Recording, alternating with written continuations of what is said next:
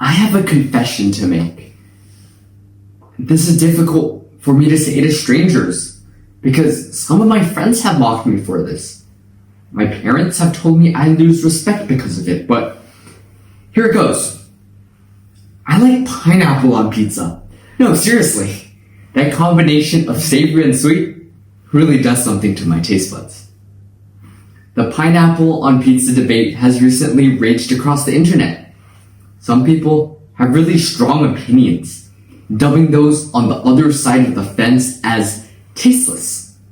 It's funny that after hearing about a single difference in opinion, both the pro and protesters formed these snap judgments.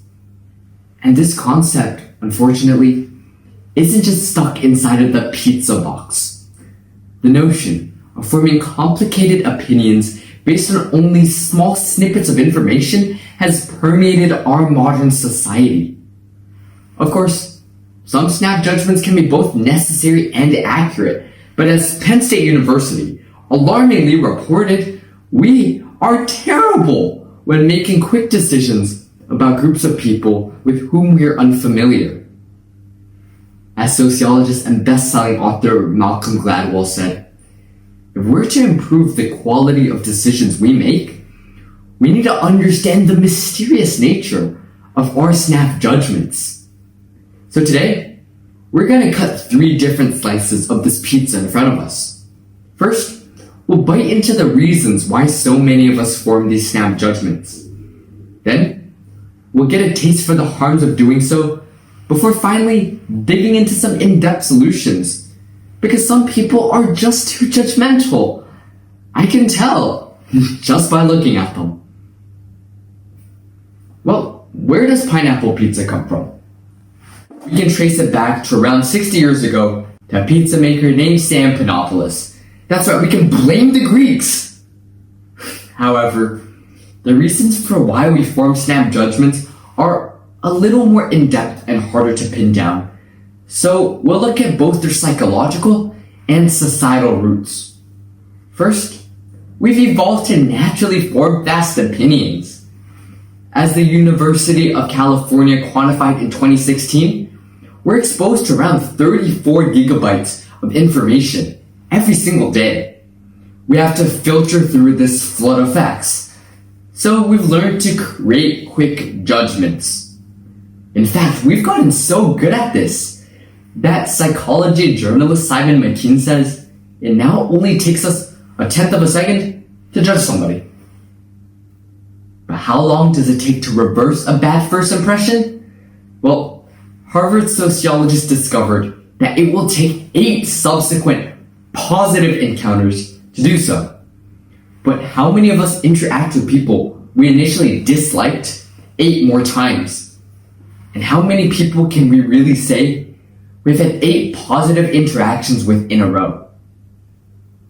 These snap judgments are also being accelerated by the information age. Online media, whether it's news clips, tweets, memes, or posts, are intended to keep us emotionally engaged. The Facebook algorithm, for instance, is specifically designed to show us posts that will make us angry in hopes that we'll post back and get into cyber fights. And when we're mad, we're not checking in with ourselves or even checking the facts. According to a 2019 global survey, more than 86% of respondents claimed to have been misled by something that they read online. This sort of see it and believe it culture we're developing leaves us extremely vulnerable to misinformation and disinformation, causing us to fall victim to some very faulty snap judgments.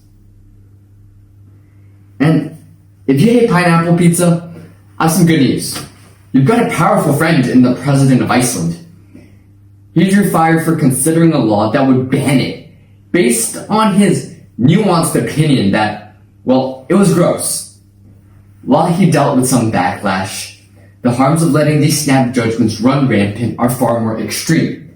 And let's look at the implications on both the judger and those who are judged.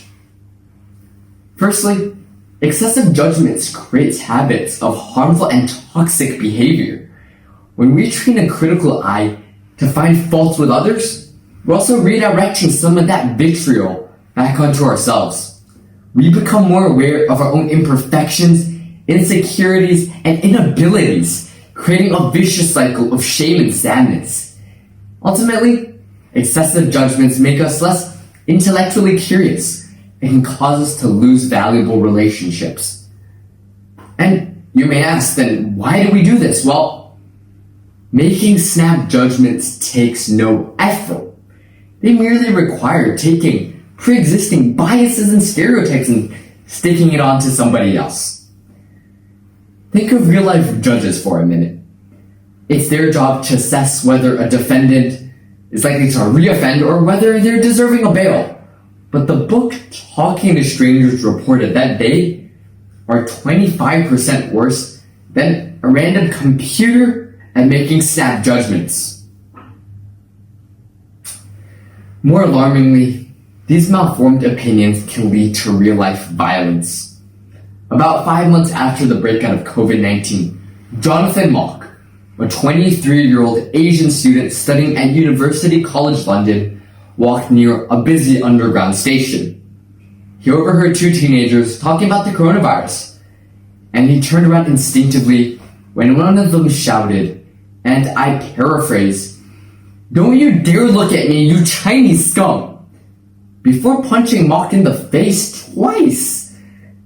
Lying on the floor, Mock heard the other one yell, "I don't want your coronavirus in my country," before another violent fist made contact. And that night, the two boys were very proud. They thought they had made a contribution to their country by hitting what they thought was the root of the pandemic. It's what they learned from their media. This disinformation that they had been exposed to made them make a flawed, harmful, and racist snap judgment, putting an innocent man in the hospital. Now, I'm not saying we can't form opinions. Of course, we have to. But it is clear that we need to be accountable, responsible, and informed when doing so, because we can't risk losing any more lives to fake news. Sam Panopoulos, Pineapple Pizza's creator, eventually heard that Iceland's president wanted to ban his dish. So when asked to reply, he said the president must think that way because Iceland doesn't have pineapples. They only have fish. While this too is an oversimplified solution, we can try a more systematic approach in Sam's name. No, I mean his literal name. SAM. Sympathy, analysis, mindfulness. First, sympathy. We should look at each person from an angle of wanting to help. Many of us share similar life experiences, especially during the pandemic. Maybe for us students, our grades are dropping. Maybe our weight loss programs aren't working, or our loved ones may even be dying. So we should focus on the connective humanity tissue that binds us all, rather than the small differences that separate us. Second, analysis. When we're being judged, we can filter it in pursuit of finding helpful feedback. Many judgments do have some element of truth to them, and at times, we need someone to point out our flaws.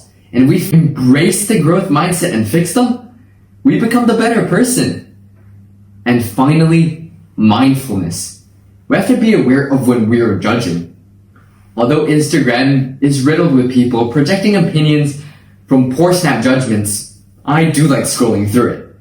And I did find a quote that illustrates the situation pretty well. Here's how it goes. Don't judge someone's story by the chapter that you walked in on. If we remember how often we're in the wrong, we're more likely to hold ourselves in check. So as Joyce Meyer said, the happiest people I know are constantly evaluating and improving themselves. The unhappy ones are constantly evaluating and judging others. So, I challenge each and every one of you in the audience today to be that former type of person. Because together, we can prevent ourselves from forming snap judgments, keep another Jonathan Mock from getting hurt, and maybe even stop Pineapple Pizza from getting outlawed. Ladies and gentlemen, you've now had 10 minutes to listen to me. Imagine if you had to make judgments on this speech based on the first sentence that came out of my mouth. You'd have thought my point was how everyone should embrace pineapple pizza. I hope you enjoyed this speech, but I wanted to end with saying that I think the key to any TEDx speech is very similar to any pizza joke.